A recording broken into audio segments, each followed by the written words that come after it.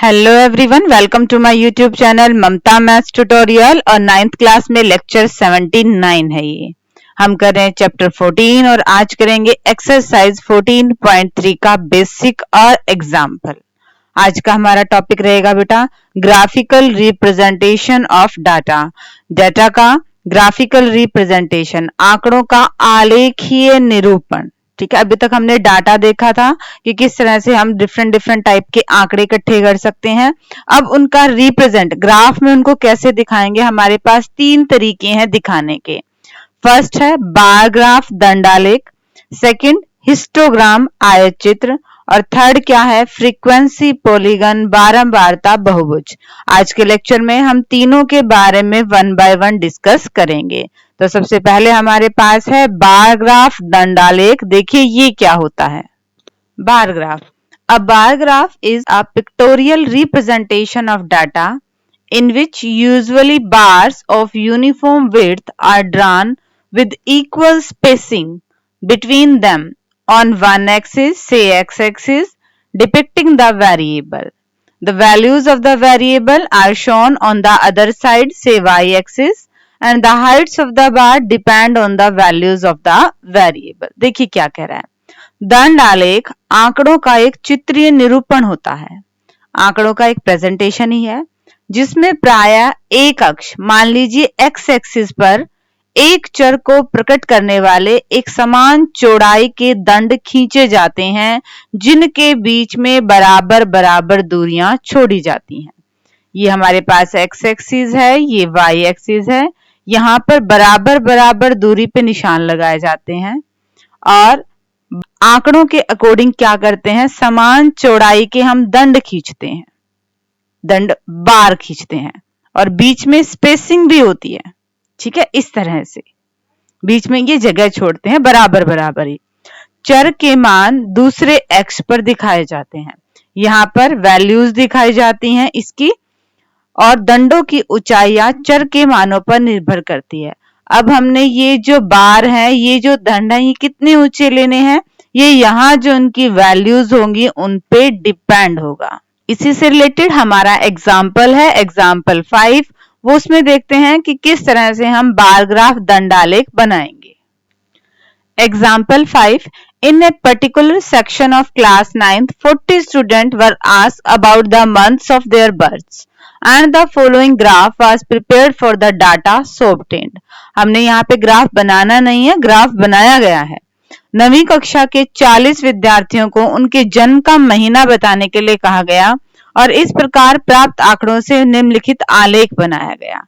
इसमें देखो आपको बार दिख रहे हैं, दंड दिख रहे हैं, तो ये बार ग्राफ हो गया, दंड आलेख हो गया।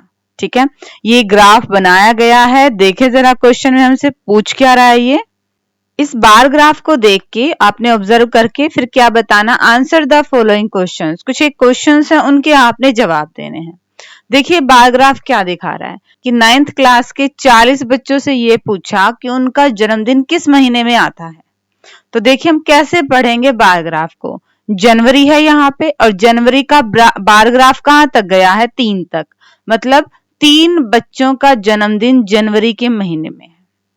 बराबर स्पेसिंग है, ये बार ग्राफ बनाने का तरीका है। फरवरी वाला बार कहाँ तक जा रहा है, 4 तक, यानी कि फरवरी में 4 बच्चों का जन्मदिन आता है। मार्च में 2 बच्चों का जन्मदिन आता है। अप्रैल में भी 2 बच्चों का जन्मदिन आता है। मई में आता है 5 बच्चों का जन्मदिन। जून में आता है 1 बच्चे का जन्मदिन। जुलाई में 2 बच्चों का जन्मदिन आता है। अगस्त में 6 बच्चों का जन्मदिन आता है। सितंबर में 3 बच्चों का जन्मदिन आता है। अक्टूबर में 4 बच्चों का, नवंबर में 4 बच्चों का, दिसंबर में भी 4 बच्चों का जन्मदिन आता है। अगर आपको इस तरह से डाटा भी दे रखा हो ना, मान लो कि जनवरी में 3 बच्चों का, फरवरी में 4 बच्चों का, और बार ग्राफ बनाइए, तब बार ग्राफ को इस तरह से दंड आलेख को हम इस तरह से बनाएंगे। एक वेरिएबल आपका एक्स एक्स पे जाएगा और दूसरा वेरिएबल बार ग्राफ की लंबाइयां जिस पे डिपेंड करती हैं वो हम यहाँ पे लेंगे। ठीक है, फर्स्ट क्वेश्चन क्या था, how many students were born in the month of नवंबर।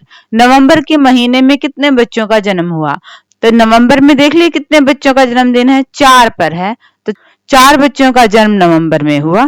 ठीक है, इसी का सेकंड क्वेश्चन क्या है, in which months for the maximum number of student born, सबसे ज्यादा किस महीने में बच्चों का जन्म हुआ था।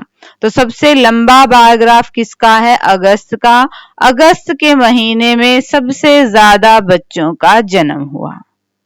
ठीक है, नेक्स्ट में हम बनाएंगे bar graph. Example 6. A family with a monthly income of ₹20,000 had planned the following expenditure per month under various heads. एक परिवार ने जिसकी मासिक आय 20,000 रुपए है, विभिन्न मदों के अंतर्गत हर महीने होने वाले खर्च की योजना बनाई थी कि ग्रोसरी परचून के सामान पे 4,000 रुपए में है, ये 4,000 रुपए खर्च करेंगे। रेंट किराए में 5,000, बच्चों की एजुकेशन शिक्षा में 5,000, मेडिसिन दवाइयां 2,000, फ्यूल ईंधन 2,000, एंटरटेन मनोरंजन पर 1 और बाकी मिसलेनियस खर्चा 1,000 रुपए। इस तरह से महीने के 20,000 रुपए का खर्च करने की योजना बनाई गई है। Draw a bar graph for the above. इस डेटा के लिए आपने क्या बनाना है, बार ग्राफ बनाना है। अब जो एक वेरिएबल है मद है वो हम एक्स एक्सिस पे लेंगे, बराबर बराबर दूरी पे हम निशान लगाते हैं, बराबर बराबर दूरी पे, और दूसरे वेरिएबल को खर्च 1000 में है, 1 2 3 4 5 6, 1,000 रुपए, 2,000 रुपए, 3,000 रुपए, 4,000 रुपए, 5,000 रुपए। यहाँ पे लिख देंगे ग्रोसरी परचून का सामान, और बार कहाँ तक जाएगा, ये दंड जाएगा आपका 4,000 रुपए तक। फिर एक छोड़ेंगे, ये हमारे पास बार ग्राफ दंडालेख बनाने का तरीका होता है। रेंट के लिए 5,000 तो 5,000 तक, फिर एक छोड़ देंगे, फिर बच्चों की एजुकेशन के लिए 5,000, मेडिसिन के लिए 2,000, फ्यूल के लिए ईंधन के लिए भी 2,000, और एंटरटेनमेंट मनोरंजन के लिए 1,000, और फिर मिसलेनियस के लिए भी 1,000। तो इस तरह से हम इस डेटा का बार ग्राफ बना सकते हैं। ठीक है, ये तो हमने रफली बनाया था। एक बार फाइनल सॉल्यूशन देखिए इसका क्या आएगा। ये बनेगा फाइनल बार ग्राफ। ये हमारे पास एक्स एक्सिस है, एक वेरिएबल यहाँ पे हम दिखाएंगे। क्या है, हेड्स हमारे पास ग्रोसरी का सामान है, रेंट है, बच्चों की एजुकेशन है, मेडिसिन है, फ्यूल है, एंटरटेनमेंट है, मिसलेनियस है। यहाँ पे एक्सपेंडिचर खर्च, और जो जितना खर्च था वहां तक हमने क्या बना दिए, दंड बना दिए, बार बना दिए, और इसे हम बोलते हैं बार ग्राफ। ठीक है, ये तो था फर्स्ट हमारे पास रिप्रेजेंटेशन। सेकंड हम बात करते हैं हिस्टोग्राम, आयत चित्र। वो क्या होता है, this is a form of representation like the bar graph. ये बार ग्राफ की तरह ही रिप्रेजेंटेशन है, but it is use for continuous class interval. अब ये सतत वर्ग अंतराल के लिए, जैसे 0 से 10 है, फिर 10 से 20 है, 20 से 30 है, लगातार के लिए यूज होता है। हिस्टोग्राम में ये जो बीच में स्पेस होता है ना, ये नहीं होता है। ठीक है, हिस्टोग्राम को अभी और डिटेल में पढ़ते हैं, देखिए जरा। हिस्टोग्राम की हमने डेफिनेशन कर ली थी, this is the form of representation like the bar graph. यह बार ग्राफ की तरह ही एक निरूपण का तरीका है, but it is use for continuous class interval. सतत वर्ग अंतरालों के लिए यूज होता है, जैसे कि वेट और नंबर ऑफ स्टूडेंट्स बाहर दे रखा है, 30.5 से 35.5, फिर 35.5 से 40.5, फिर 40.5 से 45.5, 45.5 से 50.5, 50.5 से 55.5 और 55.5 से 60.5। यहाँ पे ये वर्ग अंतराल आपका क्या है, कंटिन्यूअस है, लगातार है, बीच में कोई स्पेसिंग नहीं रहेगी इसमें। देखिए जरा इसका हिस्टोग्राम कैसे बनेगा। ये रहा जो हमारे पास अवेलेबल डाटा था, उसका हिस्टोग्राम, आयत चित्र। सेम है बार ग्राफ की तरह, बस इसमें एक चीज क्या है, बीच में स्पेसिंग नहीं है।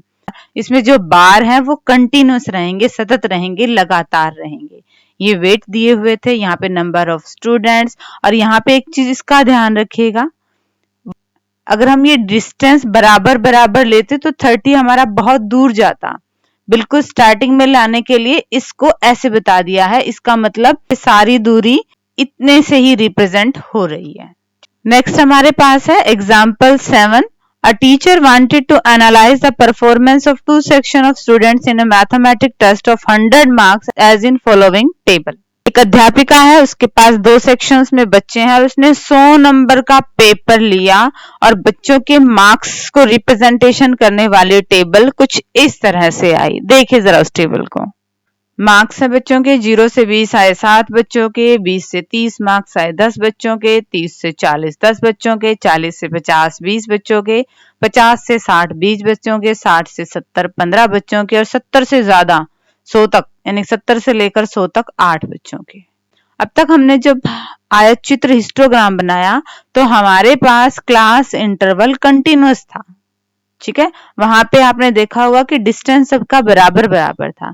यहाँ पे 0 से 20, यहाँ पे अंतर 20 है, फिर यहाँ पे 10 10 10 10 10 और फिर यहाँ पे 70 से लेकर 100 तक 30 का डिफरेंस हो गया, ठीक है।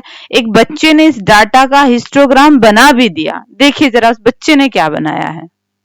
उस बच्चे ने ये हिस्टोग्राम बनाया उसका। हमारे पास 0 से लेकर 20 तक थे 7, 20 से लेकर 30 तक 10, 30 से लेकर 40 तक 10, 40 से लेकर 50 तक 20, 50 से लेकर 60 तक 20, 60 से लेकर 70 तक 15 और 70 से लेकर 100 तक 8।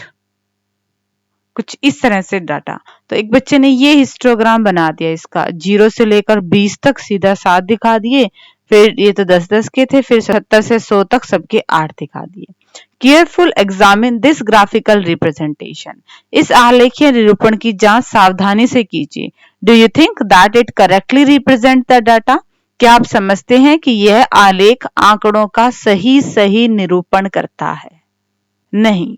आंसर क्या आएगा? नो, नहीं, ये सही रिप्रेजेंटेशन नहीं है। देखिए जरा एक्सप्लेनेशन कि कैसे यही सही रिप्रेजेंटेशन नहीं है और किस तरह से हम इसको सही रिप्रेजेंटेशन में लेके आएंगे। No, the graph is giving us a misleading picture. नहीं, ये आलेख आंकड़ों का एक गलत चित्र प्रस्तुत कर रहा है। We know that areas of rectangle are proportional to the frequencies in a histogram. Histogram में, आयत चित्र में जो बारंबारता दी हुई होती है उसी के समानुपात में हमारे पास क्या होता है? एरिया ऑफ रेक्टेंगल होता है, आयतों का क्षेत्रफल होता है। ये जो आयत बन रही है इनका एरिया जो हमारे पास इनकी बारंबारताएं होती है ना, और ये चौड़ाई होती है, उसी के अकॉर्डिंग होता है, उसी के प्रोपोर्शन में होता है। क्योंकि यहाँ आयतों की चौड़ाइयां बदल रही हैं।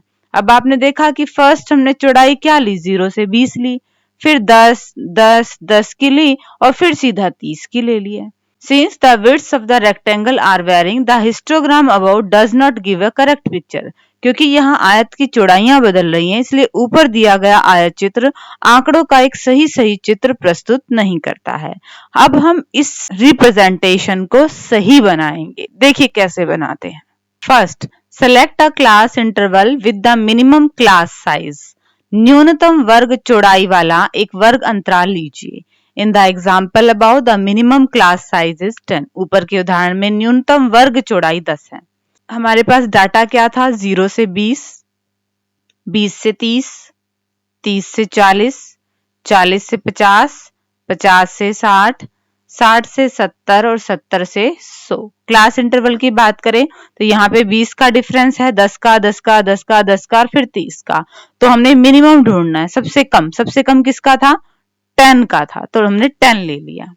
Second, the length of the rectangles are then modified to be proportional to the class size 10.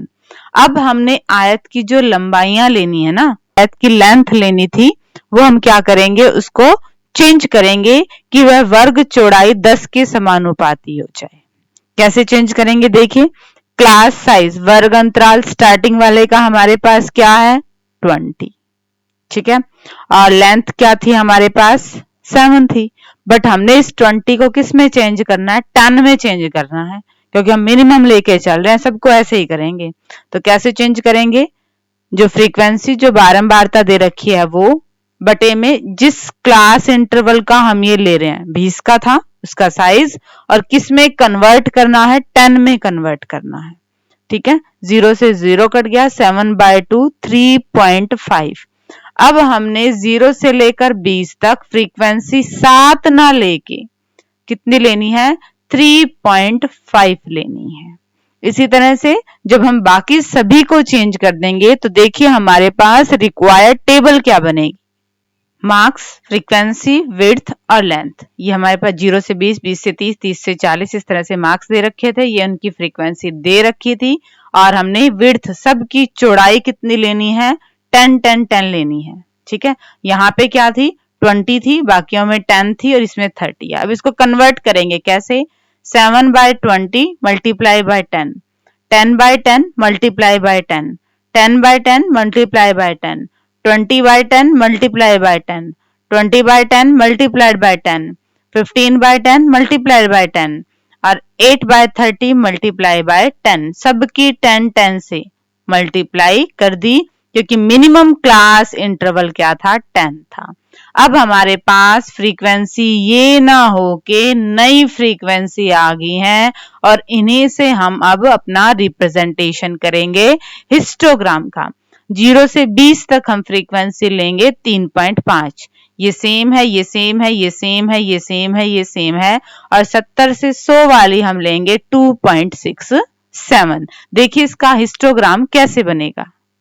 ये मार्क्स हैं और यहाँ पे क्या है, प्रोपोर्शन ऑफ स्टूडेंट्स पर 10 मार्क्स इंटरवल, प्रति 10 अंक अंतराल पर विद्यार्थियों का समानुपाती मान जो हमने चेंज किया था।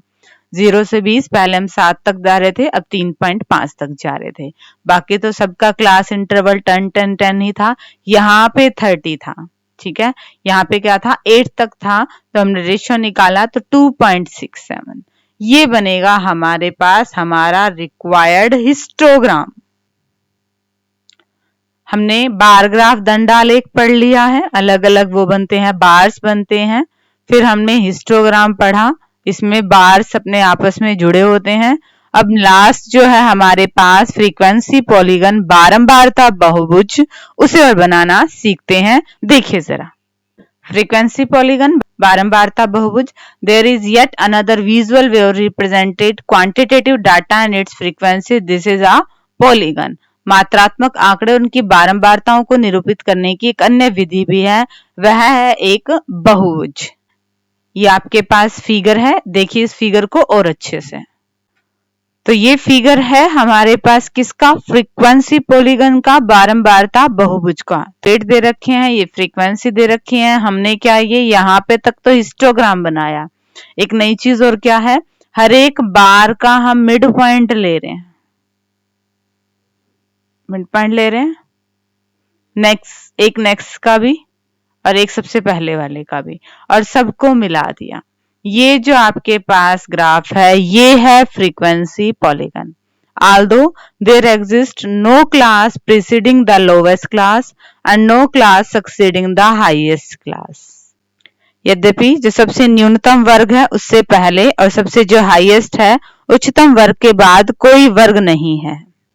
Addition of the two class intervals with zero frequency enable us to make the area of the frequency polygon is same as the area of the histogram। कहने का मतलब क्या है कि अगर हमने ये आगे ले लिया फिर भी शून्य बारंबारता वाले 2 वर्ग अंतरालों को बढ़ा देने से इसके एरिया पे कोई फर्क नहीं पड़ेगा। क्यों नहीं फर्क पड़ेगा, देखिए जरा, हम इस फ्रीक्वेंसी पॉलीगन के एरिया की बात करें तो ये हिस्टोग्राम के एरिया के बराबर ही आएगा। यहाँ पे हम इतना कट कर रहे हैं तो ये ऐड हो गया, यहाँ पे इतना हटाया तो ये ऐड हो गया, यहाँ पे इतना हटाया तो ये फालतू ऐड हो गया, यहाँ पे ये हटाया तो ये ऐड हो गया। अंदर अंदर वाले की बात करें कि इसका एरिया वही बनेगा जो कि हमारा हिस्टोग्राम का एरिया बनेगा।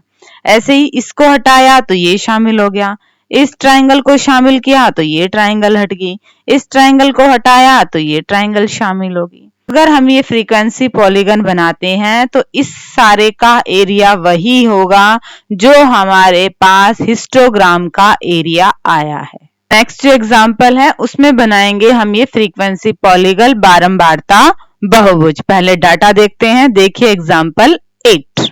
Example 8. Consider the marks out of 100 obtained by 51 students of a class in a test.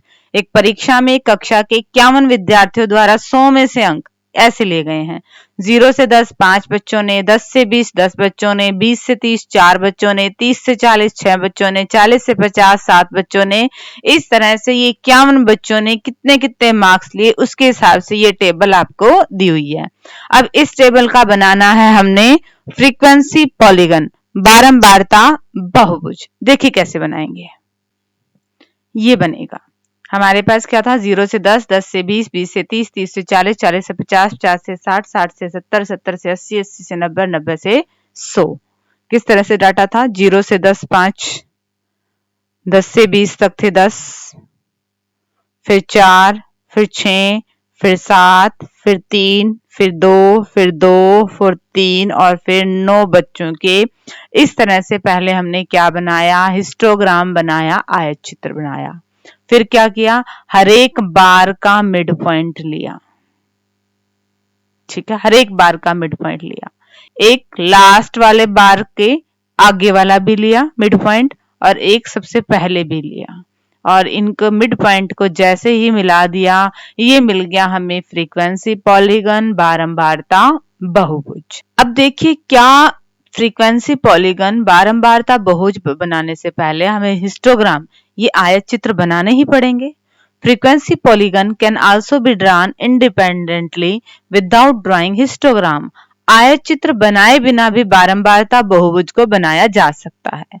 कैसे बनाया जा सकता है? उसके लिए हमें जरूरत पड़ेगी क्लास मार्क, वर्ग चिन्ह की। वो हमें कैसे मिलेगा? अपर लिमिट लोअर लिमिट को जोड़ के 2 से डिवाइड कर दो। हमें जो इंटरवल्स दे रखे थे उसमें निम्न सीमा और ऊपरी सीमा को जोड़ के 2 से डिवाइड कर दो, वो क्लास मार्क्स हमें चाहिएंगे। एग्जाम्पल 9 में हम बिना हिस्टोग्राम, बिना आयत चित्र बनाए फ्रीक्वेंसी पॉलीगन, बारंबारता बहुभुज को बनाना सीखेंगे। देखिए जरा, ये डाटा है 140 से 150, 150 से 160, 160 से 170, फिर 180 तक, 190 तक और 200 तक। नंबर ऑफ वीक्स हमें दे रखे हैं। Dry frequency polygon for above data without constructing A histogram. अब की बार आपने आयत चित्र नहीं बनाने हैं, ठीक है। आयत चित्र बनाने के बाद उनके मिड पॉइंट लेके जब बनाते हैं, अब अपने आयत चित्र नहीं बनाने हैं, सीधा ही आपने फ्रीक्वेंसी पॉलीगन बनाना है। उसको कैसे बनाएंगे? उसको बनाने से पहले हम निकालेंगे क्लास मार्क। और क्लास मार्क हमने कैसे निकाले थे? अपर लिमिट और लोअर लिमिट दोनों को जोड़ के 2 से डिवाइड कर दो। 140 और 150 को जोड़ेंगे 290, और 290 का आधा होएगा 145। 150 और 160 का आधा हुआ 310, और 310 का आधा हुआ 155। नेक्स्ट बनेगा 165, नेक्स्ट बनेगा 175, 185 और 195। ये आएगी हमारी रिक्वायर्ड टेबल। पहले हम इस टेबल को बनाएंगे और फिर बनाएंगे हम इसका बारंबारता बहुभुज। टेबल बन जाएगी बारंबारता बहुभुज। देखिए ये ऐसे और ये ऐसे। फर्स्ट में तो हम ऐसे ब्रेक दे देंगे। फर्स्ट हमें दिखा देगा 135 को, नेक्स्ट हमारा 145, 155। अब हम ये नहीं लेंगे, ये चीज ध्यान रहे। नेक्स्ट 165, 175, 185 और 195। और यहाँ पे हमारे पास फ्रीक्वेंसी आ जाएगी 2, 4, 6, 8, 10, 12, 14, 16, 18, 20 इस तरह से। तो 145 के ऊपर 5, 145 के ऊपर 5 पे डॉट लगा देंगे। 155 पे 10, 155 पे 10 पे चले जाएंगे। 165 पे फिर 20 पे चले जाएंगे।